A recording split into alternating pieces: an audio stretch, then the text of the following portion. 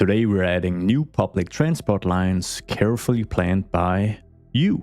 I've taken your awesome feedback, analyzed it, and now we're gonna implement the routes most of you seemed to agree on. We can call it direct democracy transit planning. It's how the ancient Greeks designed their metro systems. But probably. We're also giving a big makeover to Fort John's Boston-inspired rowhouse districts, making them feel a lot more, well, Boston. And then we're upgrading our existing tram line by separating much of it from the remaining traffic with custom roads. Let's go.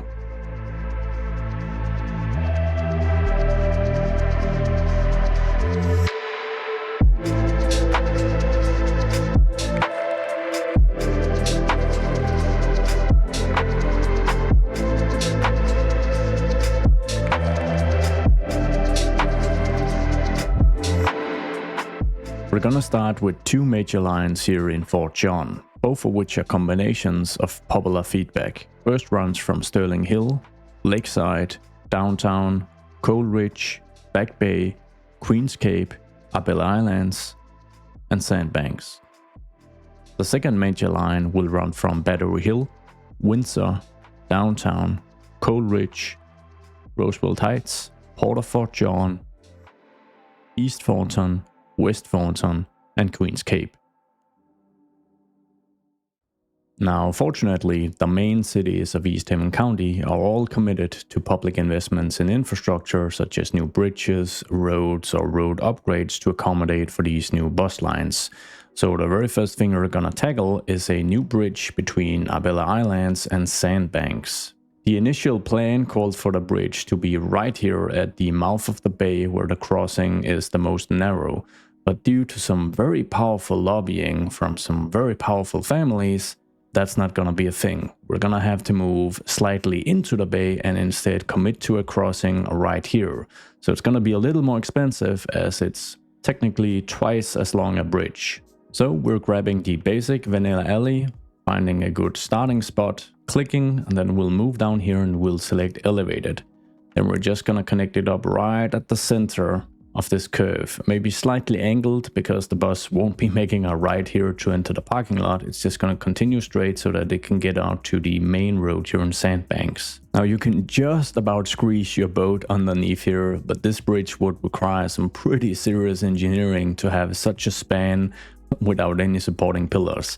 So I think what we're gonna do is we're gonna grab the very same alley and then we're just gonna see if we can add just a pillar here at the very center. Then we're gonna select that node with move it and we're just gonna elevate it slightly. Ooh, it's already being used by a garbage truck at the very least.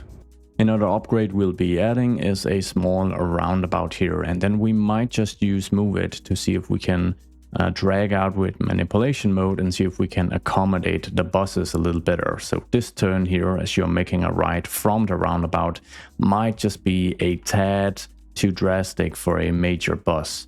So if we can just drag out this node a little bit, just like that, and then do the very same thing for these other ones to ensure that the roundabout still looks fairly symmetrical.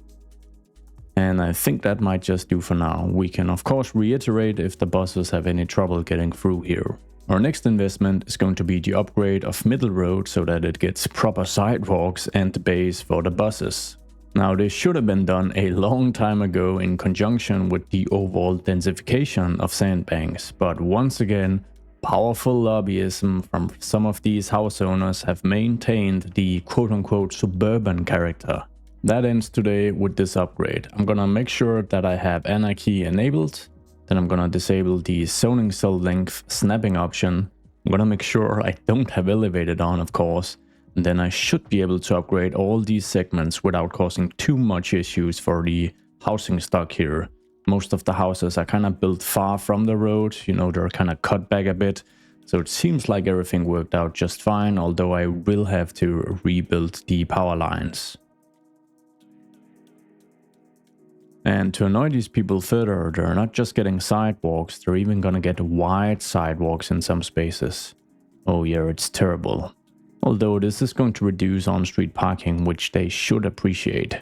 Now, since this line loops the Abella Islands and Sandbanks before returning to Queens Cape and moving back into downtown Fort John, we are gonna add a cheeky little public transport lane right about here, because we'd like some easy access from Queen's Cape Village, as we could call it, and then onto Queen's Passage as we move further into the city. So let's just try and create exactly that. We're gonna grab the one-way public transport lane, disable all snapping, and then we're just gonna see if we can fit this cheeky thing in here, connect right as Queen's Passage kind of downsizes before it moves into Arbella Islands. Just right here. I think that's gonna work pretty well. Now we just need one small additional investment and then the entire peninsula should be clear for the new lines. We're moving back to Arbella Islands, where we will just be upgrading this small stretch here with some sidewalks to accommodate for some bus bays. So we're once again just grabbing the simple 2-lane road, we're disabling the snap to zoning cell length, and we're just dragging this into the roundabout just like that. Once again, we'll have to redraw the power lines, but the houses sit back far enough to not mess up with any of the pathways. With that in place, we should be ready to map out the first line. So we're moving all the way out here to Sterling Hill, which is a pretty sizable district. So I think it warrants at least 2 stops. One on this side of Route 28 and one on this side of Route 28. And then for Lakeside, we're probably just gonna start with 1 stop, maybe here alongside Briar Rose Lane, because we are very, very close to the downtown transit hub in Fort John. So the stops are maybe gonna be a little too condensed if we add more than 1 stop to Lakeside. And then mapping it out to Arbella Islands is gonna be fairly simple, as we'll just move alongside Queen's Passage. There's gonna be some overlap with the tram line we built in the previous episode, but seeing as there's usually quite a bit of traffic here and there's gonna be much more when we fill in these spaces, I think that's just fine. So we'll be adding the very first stop right here alongside Summit Street, next to the small park and basketball court. We're only adding the one because this is the final stop, or I guess the first stop of this line, depending on what type of personality you have. But we're moving on now. Let's add 2 stops here, right as we move into Lakeside as well. And this is a very, very dense area. And then within Lakeside, we discussed having some stops here alongside Briar Rose Street. But I think for that purpose, we are gonna commit ourselves to a little suburban street upgrade as well. Then we'll add the stops to either side. And the next stop from Hawthorne Street, as it's now called, is obviously going to be the bus hub. As we move from the bus hub onto Queen's Passage to make our way to Queen's Cape, we can utilize some of the existing stops currently used by the probably soon to be deleted X1 line. But it only has 2 proper stops in the heart of the Coleridge neighborhood, because as we kind of zoom out, we can see that this long stretch of Queen's Passage isn't served at all. It is of course served by our tram line, but I'd like the bus stops to be close by so that you can easily switch between the 2 transit forms. So the first 2 stops we'll be adding will be right by these tram stops. And then as we move a bit further westward, we're gonna add 2 stops right here as well. We've got kind of like an open plaza set up in this office park area of Queen's Cape. And then for good measure, I'm grabbing the 4-lane road and I'm gonna try to upgrade to just reduce the size of the bus bays a little bit. And that looks a lot better. Now, I had hoped to be able to reuse the X1 lines stop by the Jill and each university as well. But as it turns out, and as we can see in live action, this is the final stop for this line. So we only have a stop on the right side of Rosewood Lane. So let's just grab a simple North American bus stop sign and add to the other side as well. We're gonna continue using this simple sign for Arbella Islands, where we'll be adding a small stop right about here. Importantly, we're not adding one to the other side because it effectively loops this round. It doesn't return, it moves into Queen's Cape, if you guys remember. So that's why we're just adding it to one side. Keep that in mind. I'm gonna see if I can squeeze in an additional node here. That seemed to work just fine. And then we're moving on to Sandbanks. And since this is actually quite a sizable district, we'll be adding 2 stops, but not 2 stops alongside Middle Street. We're adding 2 stops because we want to directly serve the Sandbanks Elementary School, which has more than 3,000 students, so it's the biggest elementary school in the entire county. Okay, we're grabbing the regular stop sign again, and I think the heart of Sandbanks is right in front of these guys' homes. Something like that. And then moving on over to the school, we can park right in front as well. And we actually have a couple of stops from the X1 line right here in the heart of Queen's Cape, which we can reduce. So we don't have to place any more stops, and we can now map out the line.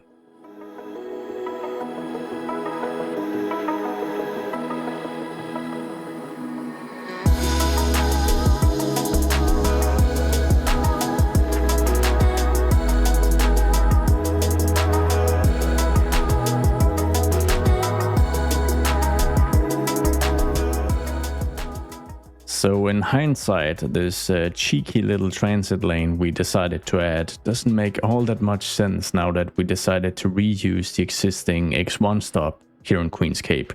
But I think we'll keep it for now, just as a fun little quirk. Who knows if it gets more professional use in the future with new lines. Anyways, we're gonna make this new line the red line, just like the graphic in the intro. And I'm gonna hold on for a second with naming it until we've got a couple of more lines, not just here in Fort John, but the other cities as well.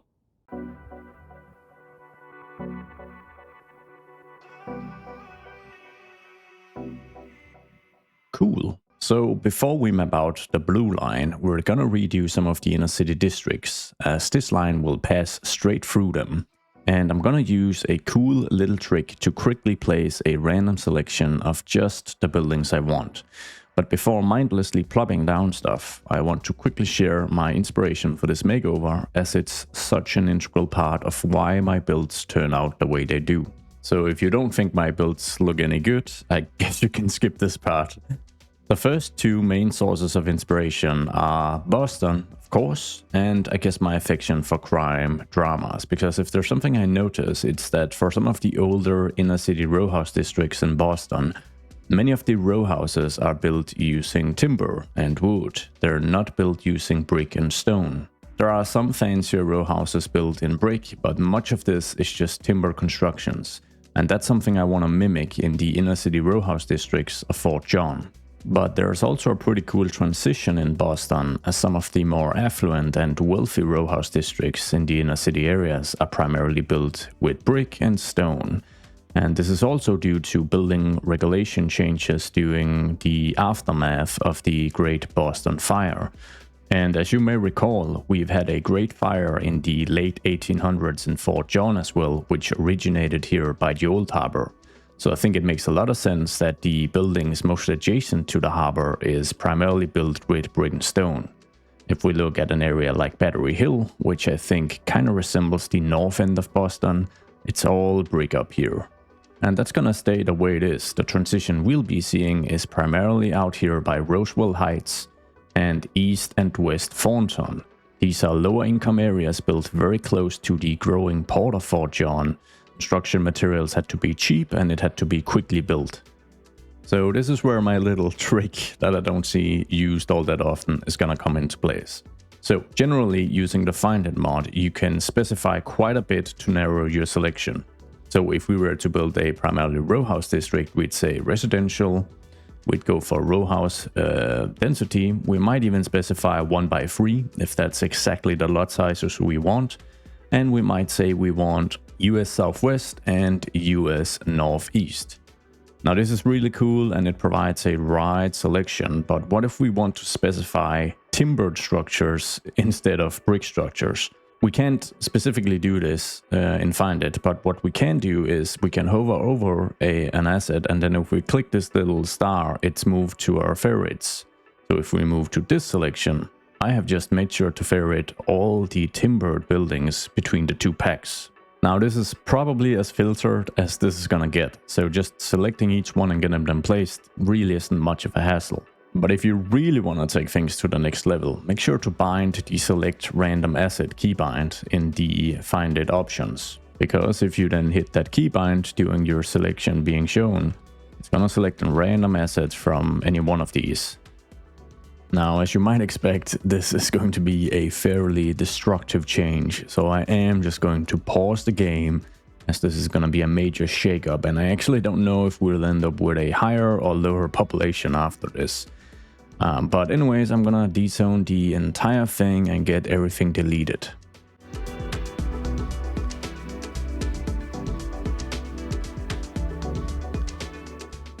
Then we're gonna invest in the same suburban 2-lane road upgrade as we've done in other places. I mean, even Southie has sidewalks. I was probably being a bit too suburban when I built this originally.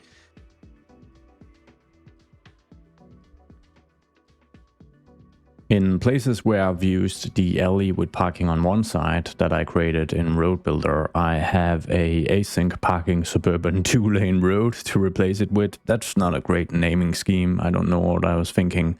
But you'll see it's basically the same configuration, just with added sidewalks. And it has the same width, so it doesn't mess up any of the zoning.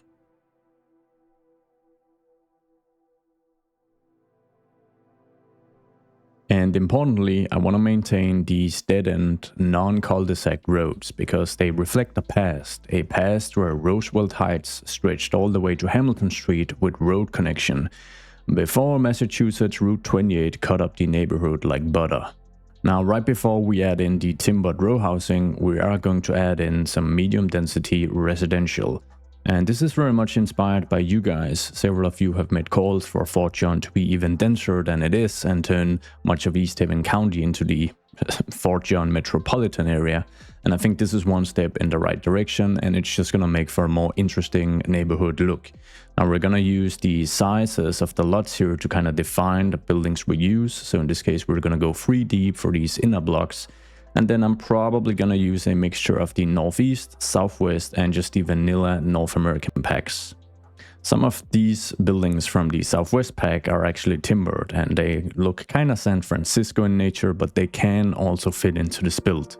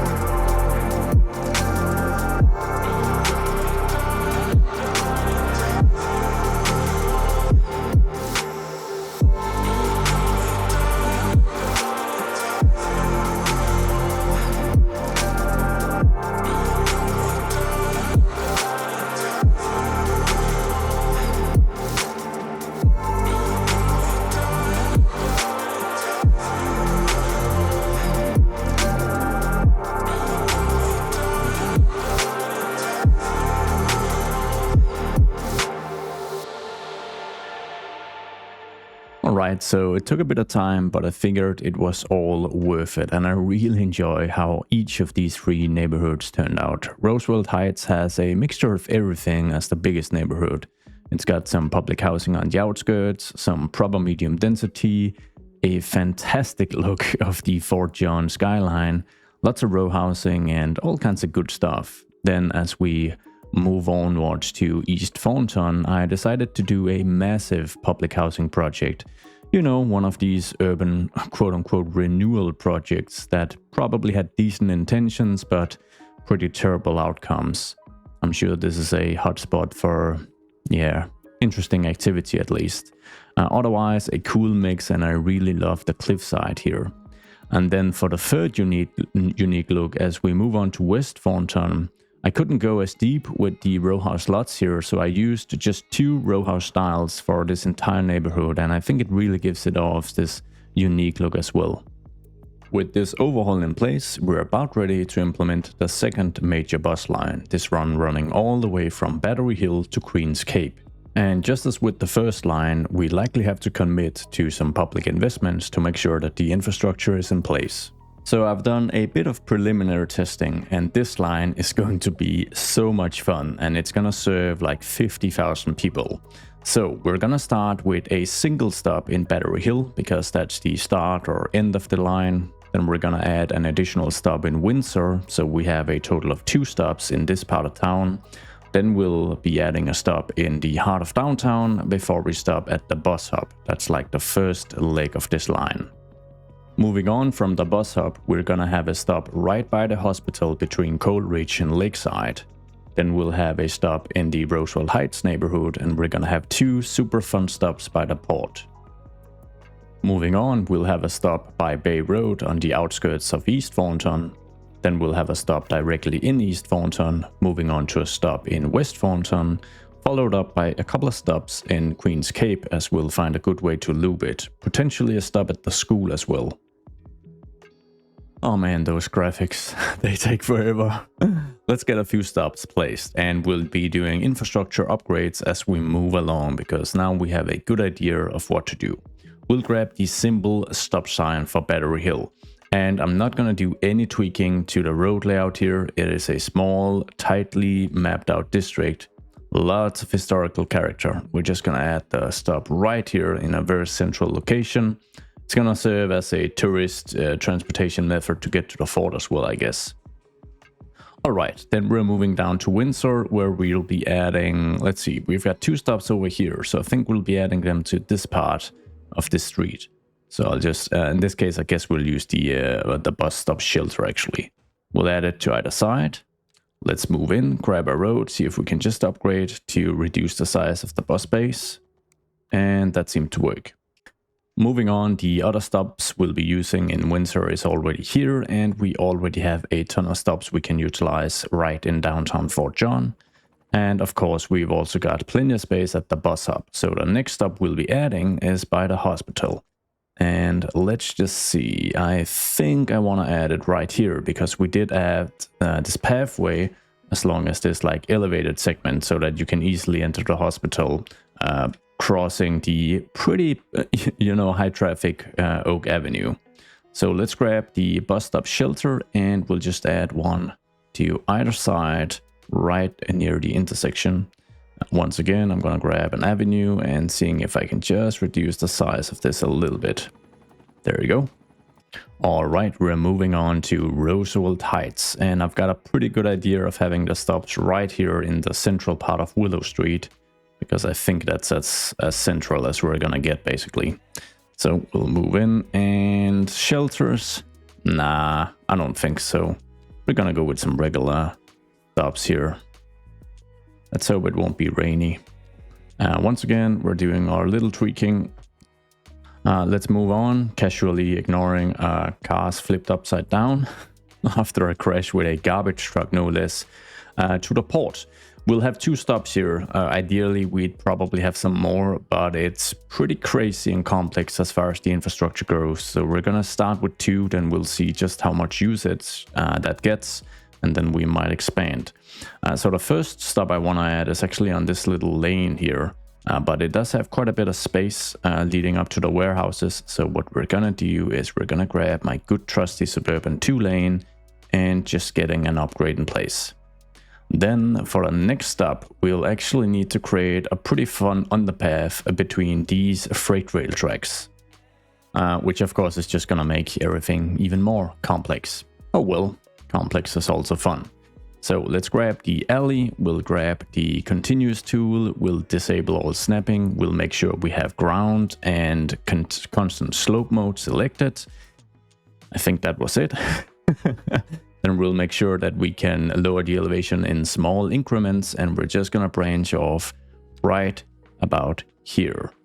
And then we're gonna move down. Actually, let's go for a complex curve instead. That's gonna give us a little more flexibility.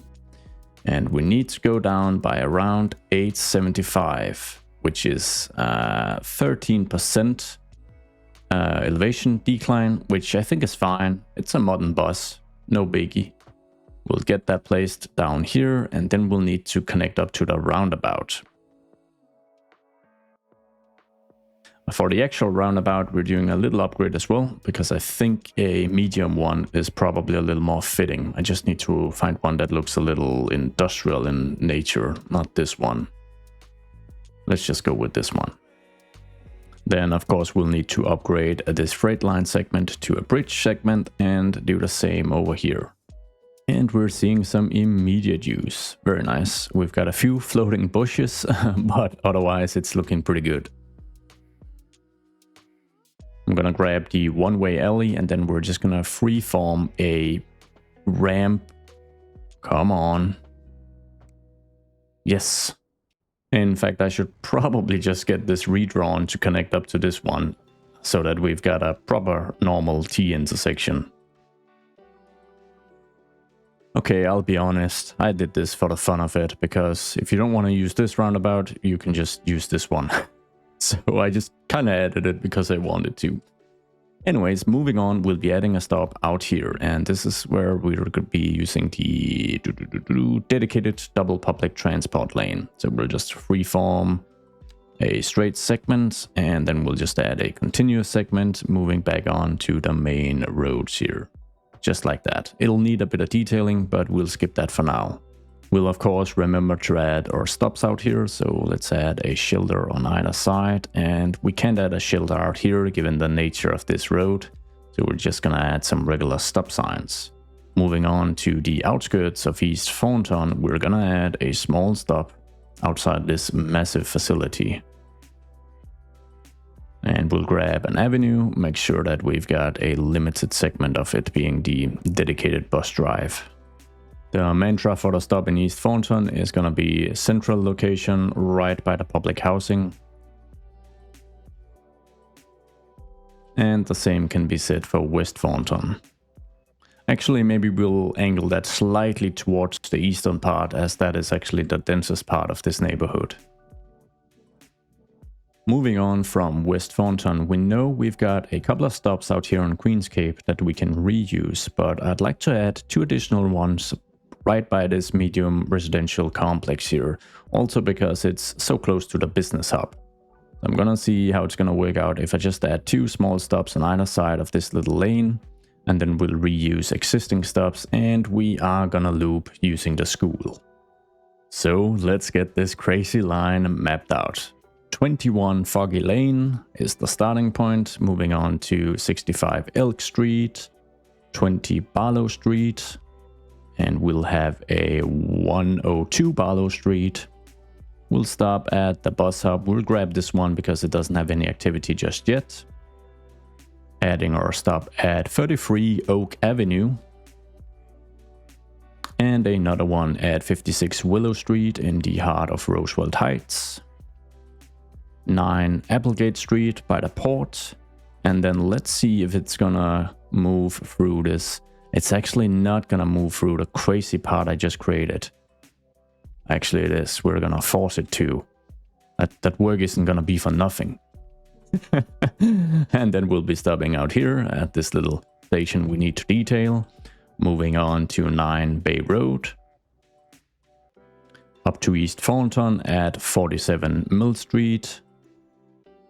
138 Elm Street, the all new stops at Daffodil Lane, and then I think we're gonna stop at 109 Daffodil Lane and 27 Hillside Lane, because technically it's gonna allow for easy transfers to the existing X1 line and the red line we created earlier on in the episode.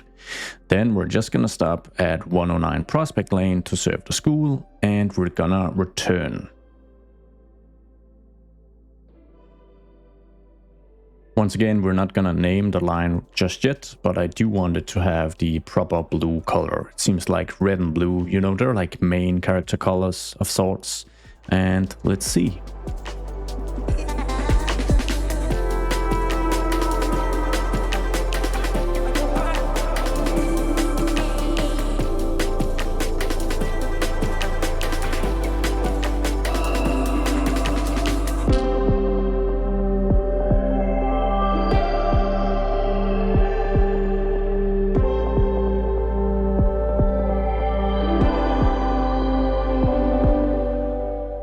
We're gonna let these new bus lines settle for a bit, but otherwise move from the domain of buses to the world of trams and do some cool upgrades to the tram network we built in the previous episode. As something you guys were quick to point out about our Bay Road historic connector line is that much of it is shared with vehicle traffic. And I had hoped to be able to make a point by following this tram around, but it just so happens that there isn't a lot of traffic right now, so it isn't causing a huge amount of issues, but it generally gets quite busy down here, so I definitely think we should get it separated. And we're pausing right here on Bay Road, because I think this is the perfect place to start, because there's plenty of space for widening the overall tracks here and separating the tram from the vehicle traffic. So let's grab the road builder mod. We're gonna click this custom 2-lane road. That's very explanatory. 2-lane road, tram separated. Yeah, okay, I'm not claiming that's better, but let's downgrade the 2 traffic lanes to just regular traffic, allowing for buses if need be. And then we'll get some dedicated tram tracks added to the right side. Just like this. We are going to reduce the width of the sidewalks to 3.5. This is gonna disallow street side parking, of course, but it's also just gonna make sure that this road doesn't get out of control in terms of width. I'm not gonna go lower than 3.5 meters, because if I do that, I start having clipping issues between different sidewalks, and we can actually see it. Let's just see if I can find it. It's not very noticeable at this point, but it's basically because this sidewalk is just too narrow, and I haven't gotten around to fix that yet. Anyways, we've now got this separation going, but I think we're gonna add just a small median to separate it a little further. And then we're gonna have a variation of this road that has a 5 meters wide, so a wider median, and this is where we're gonna place our stops. And since we do have a stop right here, we're gonna go ahead and do that in just a sec. Before I do that though, I'm gonna click this new road and I'm gonna say place more.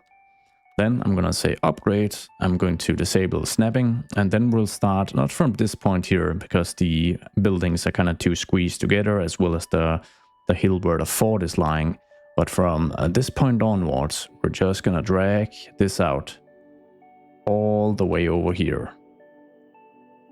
And now we can reselect this one with the road builder and say use as template. I don't want to edit all instances, because that would change all the sections that we're using this new road. I'm going to say use as template, and then I'm going to say 2-lane road tram separated, and we're going to say wide median. Oh man, the naming is terrible. Don't go with that. And then I'm just gonna widen it a little bit so that we've got this extra space for pedestrians to wait for the stop, and so that we can place the actual stop. Then we're gonna move into our tram menu, click on North American tram stops. We're gonna remove the one here that got bundled together when we changed up the road, and then we'll just add the other one on the other side. And then of course we're gonna grab these shelters and just try and move them a little better into place. Just a matter of making sure the connection is in place, and I just have to check I didn't mess up anything else. I need to fix this little point though, because wow, that is wonky. I knew having 2 nodes next to each other like this would be a problem. I think I even mentioned it as we were building this in the previous episode, but yeah, you know, sometimes you just do weird stuff. So let's see if we can just add another node. I know this is a super ugly way of doing that, but I basically just need align this properly, and then we'll delete all this stuff and get that connected right back in.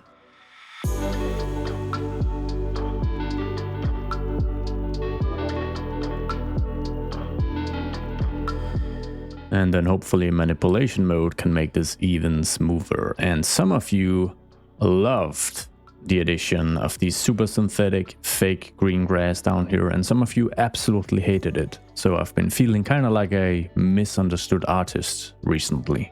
Oh, you know, maybe we should wait a bit before we unpause the game and just get the rest of the tram line fixed up. So I think we're gonna grab this good new segment we've been using, and we'll add that to the other side of this stretch of Bay Road as well. Now I probably need to figure out something to compensate for the lost parking here. I know we're building public transit, we're trying to really improve things, become better versions of ourselves as city planners, but this is America and I'm removing a lot of surface parking, parking that needs to go elsewhere.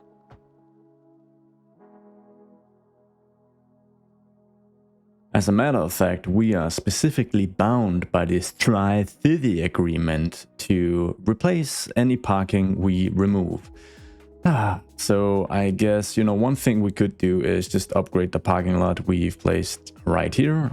I think we should be able to increase capacity by just simply picking another parking solution. I think this one might work a little better, but it's going to require a bit of terraforming and some key walling. So let's just make sure we've got a connection moving into it. We're just going to freeform a simple curve.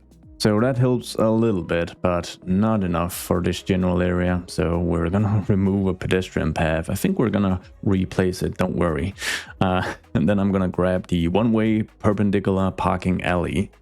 And we are going to freeform just moving across right here, just like that. And then importantly, I think it actually already turned it into a key.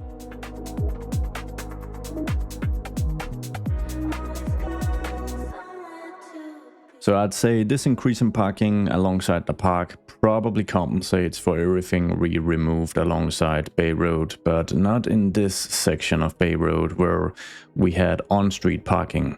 So we're just going to utilize this beautiful untouched space to add some more parking. Let's grab the perpendicular parking alley, no snapping, and we'll move as close as we can to the port building here. All the way in here, then we're going to change to the regular alley, go for a complex curve, and just see if we can snake our way real close to the footprint of the building.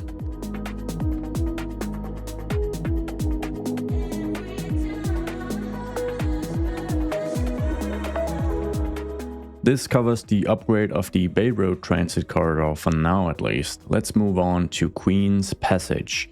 And ideally, we want to commit to an upgrade here where we get some separated tram lines as well. But I don't think we can fully commit to this because we can't increase the width of Queen's Passage too much because we're gonna have some dense development on this other side. And it's still an older part of town with some old developments. But what I think we could do is kind of utilize the current async configuration. So as you guys can see, we've got a 3+2 here. And make sure that we've always got 4 vehicle lines, and then one of the tram directions is going to be on its own dedicated segment. We're gonna give this a go and see how it pans out, how it works. So I think in this case, what I'm gonna do is I'm just gonna add a node to the very center here, just like that. And then we're gonna grab the async road, the just regular one we've used, and we're just gonna flip the direction so that we've got the 3 lanes always facing a major intersection. Then we're gonna move in and we're gonna remove this little stop here so we have the transitionary node. And then we're gonna grab Road Builder and we might as well just start with this segment right here. So it's still a custom, right? We can call it Tram Dedicated 5-lane async, blah, blah, blah. And then let's see. So this is the segment where currently we have 3 traffic lanes, and we don't need that. So we're gonna make this a dedicated tram lane. So let's just move in and add in a tram track and get rid of this one. Now, something else we can do to separate the tram tracks a little more is add a dedicated median between these 2 lanes. That's gonna add an additional 2 meters to the current width, but we could kind of configure that by reducing the width of each sidewalk by a full meter, because they don't have to be 4.5. Let's just try this and see how it looks. So we'll add the 2-lane median in between to kind of really mark the separation. And then we're gonna grab or rather reduce each sidewalk by 1 meter so that we have the same total width, and we get this configuration, which I think is really cool. And I mean, it's better than nothing. It means that the trams do have some dedicated space, and if you were to configure this traffic light, you could, you know, more easily prioritize the trams, because there's obviously not going to be any cars here to compete for the tram, making it all the way to the stop. So let's get a few more of these segments placed. We can upgrade this segment as well, and then as we move over here, we're gonna flip it and upgrade it in the opposite direction. Just a few quick notes if you want to replicate this road builder road. The transition from one direction to another direction is going to work best if you have an actual intersection with a road intersecting and not just a node, because that's going to create some graphical glitches. Also, I can't get rid of this tram track here that crosses, even though it doesn't really make sense because they're one-way tracks. But then again, I mean, technically in the real world, there are not one-way tracks. So I guess this, you know, could allow for some sort of service or whatever. So knowing this about the intersections, I just want to make sure we've got a couple of roads branching off this segment of Queen's Passage, which currently is just one long stretch. So we're going to have a road intersecting around here, and I think one here as well, and maybe even one all the way over here. So there's going to be quite a few crossings, and I imagine some of them won't be in both directions, so they're not going to stop traffic. That's easier to showcase you guys, but I am just going to make sure that I connect at 180 degrees. Then we'll try to do our upgrade and see just how that pans out. So dedicated tram tracks leading into town and dedicated tram tracks leading out to Queen's Cape. A bit of graphical glitches here, and that's because I have a node here, as you guys can see. So what I do in this case is I just completely remove that and just redraw it. And since there's no node and it's just one segment, we don't have any issues. Anyways, what I basically meant to do here was that for these crossings that are right by a major intersection, we're going to make sure that we don't actually hold any traffic here. So we should be able to just disallow some left turns just like that. That's going to make sure that we've got a pretty cool transition through traffic here.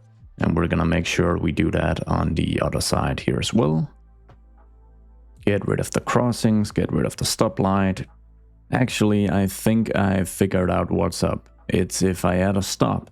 So I think I am actually going to add this stop right here, because I want the stops to, as much as possible, be on dedicated tram tracks for obvious reasons. They're gonna jam up traffic when the tram stops right on the vehicle paths. So let's see how we do this. If we add this configuration here, we can keep the one stop, because because that's on the dedicated segment, but then we're going to just recalibrate this to go to this stop. We'll get rid of this one, and we're just gonna move the shelter right over here. It's probably also due time we squeeze in a sizable upgrade to this road here as it leads down to West Thornton, because we are gonna see a lot of dense development in this general direction. And then we've got a stretch here through the business hub of Queen's Cape that I think we're just going to keep as is with shared traffic. We have a fully dedicated stop by the end of the line here, and we've got a few bus stops as well, which I don't really know how to incorporate right now. So I think we're just going to leave this untouched. So a quick question, just how cool would it be if we utilized the surface alongside the dedicated tram tracks throughout this entire stretch? It's gonna be super tedious for me to paint it, but yeah, it would be pretty damn cool. So I think I better get to work with the surface tooling, and then I'll get back to you in just a second. And like I said, we're just gonna go for the dedicated segments, not the shared segments.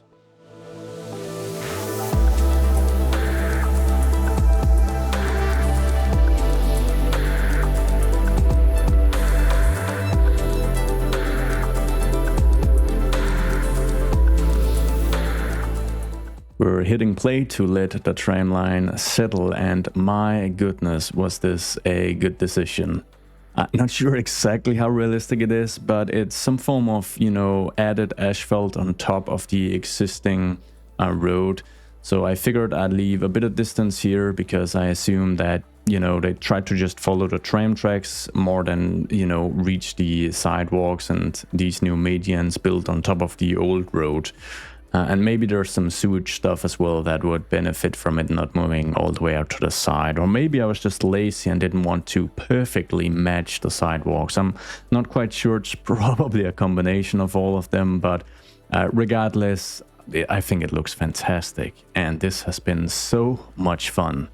So we just have a few quick fixes to commit to before we're gonna wrap up this episode. The first one is that I want to move this tram stop right over here, because as we discussed, I would like the tram stops to be on the dedicated segments so that they don't cause a major traffic hiccup. So we're just gonna add this in, and then we're going to grab the nice little stop here, get that moved right over here and connect everything up. I also want to relocate this stop and bring it as close to the intersection as possible. And then finally, I need to re-add in the two stops we added for the now slightly broken red line, because we used to have two stops right by this intersection. And I'm gonna add the both of them on either side, so we'll just have a shelter right about here. I don't want to move too close because it's gonna share the tracks with the trams, and you know, this could cause some traffic issues. I'm aware that this is not ideal, but it's gonna work for now, I think. And then we'll move this stop all the way down here. And let's just get the red line connected. It already has a node we can select and just kind of slot into place. And we'll see if this causes any major traffic hiccups. Hopefully it's gonna be just fine. And now we are just gonna hit play, and I'm gonna move into photo mode. I'm gonna bump the simulation speed up, and we'll let these lines settle. So usage seems to climb, which is really cool to see. We still have a ton of work ahead of us with this East Haven County transit overhaul, but I hope you're as excited about it as I am, because it's a ton of fun and it's a lot of added complexity. And we still have so much work to do. We have to kind of revamp these entire lines, because many of you were quick to suggest that if you want to go from city to city, we want to incentivize train usage instead of having these cross city bus lines. So that's something we're going to be working on in the future as well. I already have some awesome suggestions for the naming scheme of all these bus and transit lines throughout the county, but if you've got some feedback as well, please let me know. The more comments, the merrier. It's going to be even more fun to select something cool we can go forward with. And of course, if you have feedback or suggestions not specifically linked to public transit, you can feel free to throw them into the comment section as well. I'm always scouting for cool ideas. But I'm gonna wrap up with some final cinematics. I want to thank you guys so much for all the awesome feedback, all the cool suggestions. They make these episodes much more fun to create. And I hope to see you all in the next one. Goodbye.